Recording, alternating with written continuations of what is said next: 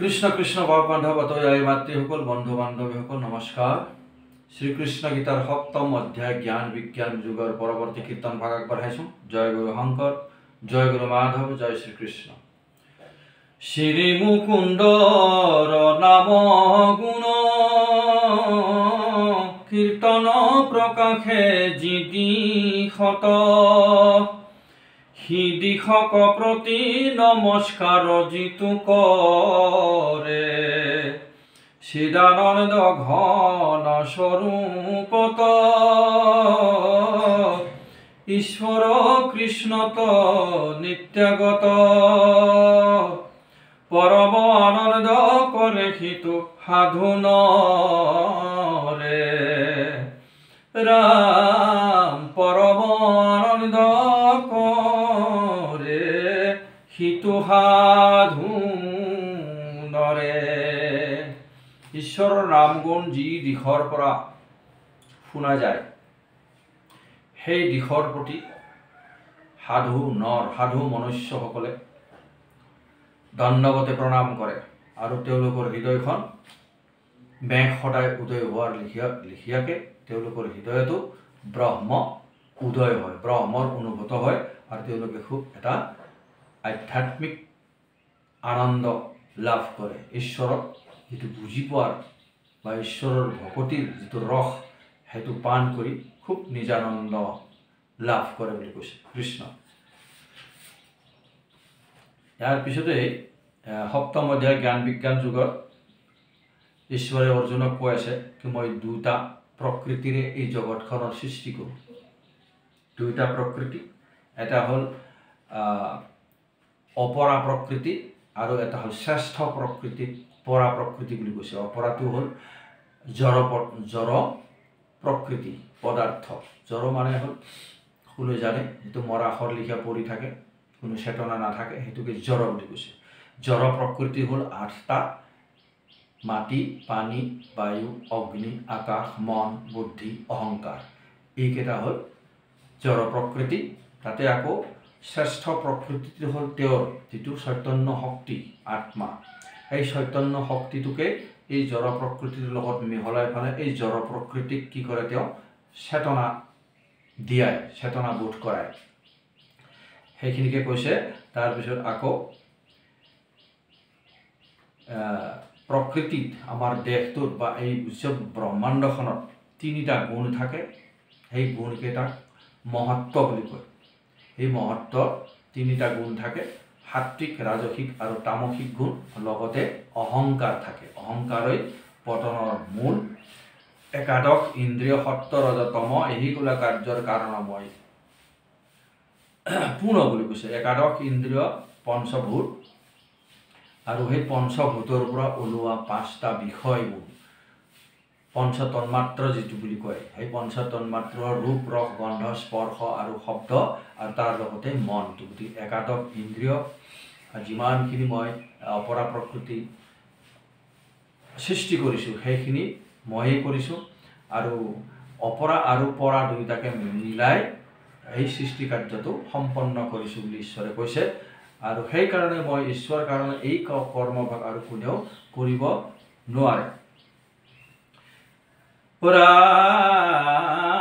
সবাৰ কাৰণময় অন্তৰ্যামী হেতু এতেকে ঈশ্বৰ মূৰ পৰে নাহি জাতু।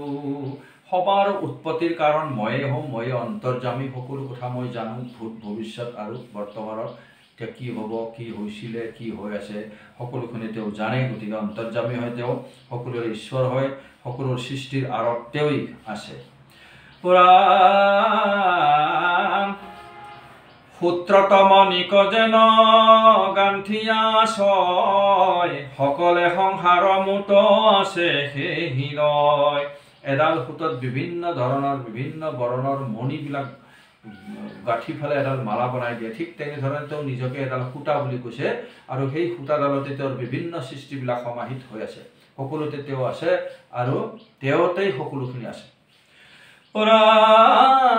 মোহৰ বিভূতি কিছু শুনা কুৰুপতি তাতে মত বুদ্ধি কৰি কৰিব ভকতি জলৰ মধ্যত তাৰ ৰস ভাগ যত ৰসে মোৰ বিভূতি জানিবা নিষ্ঠা তত্ত্ব চন্দ্ৰৰ সূৰ্যৰ প্ৰকাশৰ ৰূপ জ্যোতি মই হে প্ৰকাশ ৰূপ মোহৰ বিভূতি প্ৰণৱ জীৱতা মই জানিবা বেদৰ মোহৰ বিভূতি সপ্ত গুণ আকাশৰ পুৰুষ উদ্যোগে পৃথিৱীৰ গন্ধ গুণ বহ্নিৰ যে তেজ ভাগ জানিবা অৰ্জুন তেওঁ কৈছে মোৰ বিভূতিবিলাকৰ কথা শুনা মোৰ কিছুমান সম্পত্তি আছে মোৰ শক্তি আছে ক'ত ক'ত আছে চন্দ্ৰ সূৰ্যৰ পোহৰত মই আছো পানীৰ যিটো ৰস ভাগ জলৰ ৰস ভাগত মই আছো বেদৰ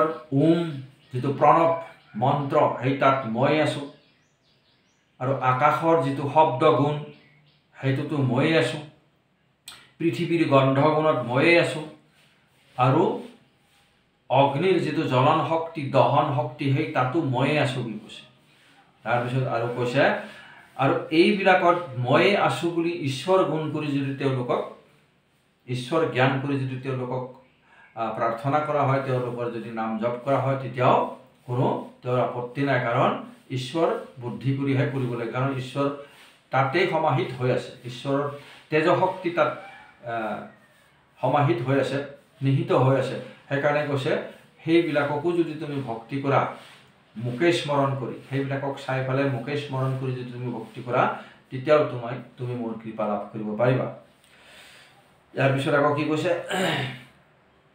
ৰাম অনিষিদ্ধ ঋতুকালে আপোন ভাৰজাত দিবা সন্ধ্যা পৰ্বজাত কৰিব বৰ্জিত ৰতি ৰখে পুত্ৰ অৰ্থে কৰ বিন্দু ত্যাগ হেহি বিন্দু বিভূতি মোহৰ মহাভাগ পুত্ৰ পুত্ৰীৰ কামনা কৰি আমি ভাৰ্যাৰ সৈতে সহবাস কৰোঁ আৰু সহবাস কৰিলে বিন্দু ত্যাগ কৰা হয় বীৰ্য ত্যাগ কৰা হয় বীৰ্যৰ যিটো শক্তি অংকুৰিত কৰাৰ যিটো শক্তি সেই শক্তিতে ময়ে আছো বুলি কৈছে কিন্তু আৰু মোৰ এই শক্তিটো কেতিয়াও নাশ নহয় এই অংকুৰৰ যিটো উপজাৰ শক্তি সেইটো কেতিয়াও নাশ নহয় কিন্তু যদি শাস্ত্ৰ বিহিত নিয়মেৰে এই সহবাস ভাগ কৰা নহয় তেতিয়াহ'লে সেই অংকুৰ বিনাশ হৈ যায় বুলি কৈছে মানে ভকতিযুক্ত হৈ খুব যোগী হ'ব লাগিব মানে খুব অনুৰাগী হ'ব লাগিব ভক্তি পথত অগ্ৰসৰ হ'ব লাগিব মন বুদ্ধি অহংকাৰ সকলোখিনি ঈশ্বৰতে অৰ্পণ কৰি যিসকলে অগ্ৰসৰ হৈছে বা ইন্দ্ৰিয়বিলাকক এই বিষয় বাসনাৰ পৰা আঁতৰাই আনি ঈশ্বৰৰ সেৱাত লগাই পেলাই ঈশ্বৰৰ ভজন কীৰ্তনত লগাই যিসকলে অগ্ৰসৰ হৈছে ঈশ্বৰৰ ভজন কীৰ্তন মানেই খালি পূজা পাতল কৰাই নহয় ঈশ্বৰৰ কৰ্ম আনৰ উপকাৰ সাধন কৰাৰ কৰ্ম এইবিলাক যিবিলাক কৰি পেলাই যিসকলে অগ্ৰসৰ হয় সাত্বিক বুদ্ধি সাত্বিক জ্ঞানেৰে যিসকলে অগ্ৰসৰ হয় সেই সকলেহে এনেকুৱা ধৰণে সহবাস কৰি ঈশ্বৰৰ লিখিয়া সন্তান বা সন্ত মহন্ত লিখিয়া সন্তান উৎপন্ন কৰিব পাৰে জন্ম দিব পাৰে যিসকল অজ্ঞানী হয় ঈশ্বৰ বুদ্ধি নাই ঈশ্বৰৰ চিন্তন নকৰে তেওঁলোকৰ কোনো সময় নাই সময় নোহোৱাৰ কাৰণে শাস্ত্ৰ অবিহিত কৰ্ম নীতিৰে শাস্ত্ৰ অবিহিত নীতিৰে যিবিলাকে এই ভাগ কৰ্ম কৰে সন্তান উৎপত্তিৰ কাৰণে তেওঁলোকৰ অংকুৰ নষ্ট হৈ যায় বুলি কৈছে বানপ্ৰস্থ আশ্ৰমীৰ তপৰূপ হৈ বুদ্ধি মধ্যে আছো মই প্ৰজ্ঞাৰূপ হৈ বলৰ মধ্যত মই সাত্বিক প্ৰধান হেহি বলে ধৰ্ম মই কৰোঁ অনুষ্ঠান বানপ্ৰস্থ আশ্ৰমীৰ তপস্যাটো ময়ে আছো বুলি কৈছে বানপ্ৰস্থ মানে আমাৰ জীৱনটোক চাৰিটা ভাগত ভগাইছে আয়ুসটো 25 বছৰলৈকে আমাৰ ব্ৰহ্মচৰ্য আশ্ৰম য'ত যিখিনি কালত আমি আমাৰ নিজকে প্ৰতিষ্ঠিত কৰিবলৈ আমি কাৰ্য কৰি থাকোঁ তাৰপিছত বিবাহ বাৰু কৰাওঁ বিবাহ বাৰু 25 বছৰৰ পৰা 50 বছৰলৈকে আমাৰ গাৰ্হস্থ্য জীৱন থাকে গতিকে এইখিনি কালত সন্তান উৎপত্তি হয় তাৰপিছত আকৌ সেই সন্তানসকলক ডাঙৰ হৈ যোৱাৰ পিছত আমি আমাৰ ঘৰৰ যিটো দায়িত্ব গৃহস্থলীৰ দায়িত্ব আমি অলপকৈ এৰি দি আমি ঈশ্বৰ চিন্তন কৰিবলৈ আৰম্ভ কৰোঁ মন বুদ্ধি অহংকাৰ এইবিলাক আমি ঈশ্বৰতে অৰ্পণ কৰিবলৈ চেষ্টা কৰোঁ। যিসকলৰ মনত ঈশ্বৰৰ প্ৰতি বিশ্বাস আৰু আস্থা আহি যায় সেইসকলেহে কৰে। সেইসকলে কি কৰে, নিজৰ ল'ৰা ছোৱালীৰ ওপৰত ঘৰৰ দায়িত্বটো আধামান এৰি দি ফেলে তেওঁলোকে ঈশ্বৰ চিন্তন কৰিবলৈ ধৰে। ইন্দ্ৰিয়বিলাকক মনৰ সহিতে দমন কৰিবলৈ চেষ্টা কৰে। আগতে ডেকা কালত যি কৰিছিলোঁ, যি খাইছিলোঁ, যি লৈছিলোঁ, এই সকলোখিনি লাহে লাহে তেওঁলোকে সেই সকলোখিনিৰ ওপৰত যিটো আসক্তি থাকে সেই আসক্তিটো কমাবলৈ চেষ্টা কৰে। মনটো একাগ্ৰ কৰি ঈশ্বৰ চিন্তন কৰিবলৈ আৰম্ভ কৰে।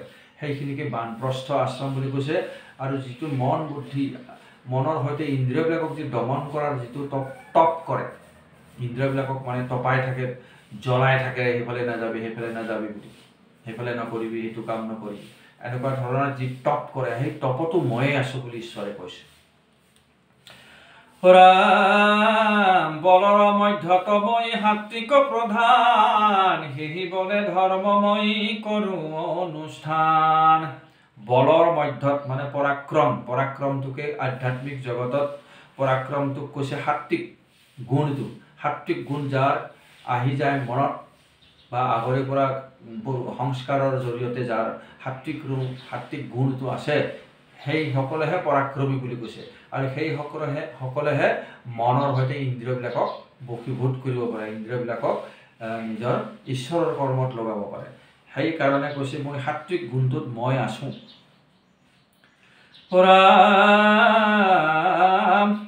সত্য ৰজ তম প্ৰকৃতিৰ তিনি গুণ, মোহৰ বিভূতি মুত শুনতে যায় লীন।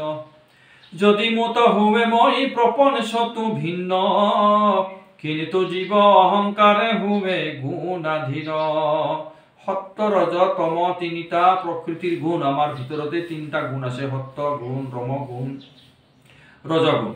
গতিকে এইকেইটা ময়ে সৃষ্টি কৰিছোঁ, কিন্তু এইকেইটা মোৰ পৰাই যিবিলাক চৰাচৰখন সৃষ্টি হৈছে আৰু শেষত মোতেই লীন যায়, মোতেই অন্ত হৈ যায়। আৰু মই এইবিলাকৰ সৃষ্টি কৰিছোঁ যদিও মই তাত কিন্তু সেইবিলাকৰ গুণৰ অধীন হৈ নাথাকোঁ। সত্য ৰজতম তিনিটা গুণৰ বাহিৰত মই আছোঁ, তাত মই লিপ্ত হৈ কেতিয়াও নাথাকোঁ। মই তাত লিপ্ত হৈ নাথাকোঁ, কিন্তু মোৰ অংশ আত্মা এই প্ৰকৃতিত আহি ফেলে প্ৰকৃতিৰ গুণাধীন হৈ যায়, সত্য ৰজতম তিনিটা গুণৰ অধীন হৈ যায়। আত্মাটোক মানে যি শৰীৰধাৰী আত্মাটোকে জীৱাত্মা বুলি কৈছে। সেই জীৱটো মোৰেই অংশ হয়, কিন্তু তথাপিও এই প্ৰকৃতিৰ লগত গৈ প্ৰকৃতিৰ তিনিটা গুণত গৈ মিলি গৈ মোক পাহৰি যায় পিছত। এনেকুৱা ধৰণৰ কথা কৈছে কৃষ্ণ। এইখিনিতে সামৰিছোঁ, পৰৱৰ্তী অংশ আগলৈ বঢ়াম। জয় গুৰু শংকৰ।